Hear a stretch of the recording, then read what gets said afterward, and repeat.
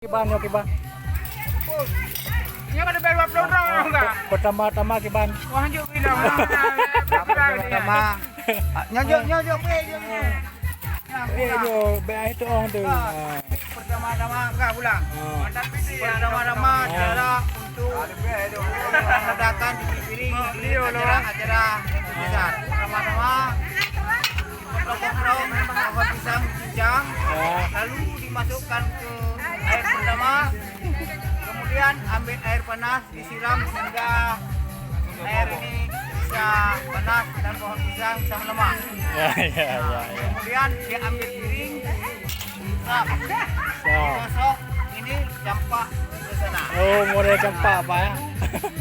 Diambil piring campak ke sana, Ya. yang di sini. Siap. Bandung ni. Acara.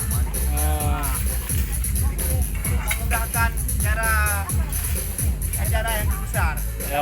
Gosok kayak gini. Terus sekian. Bisa membuat kami Indonesia. Ya, sekian. Terima kasih.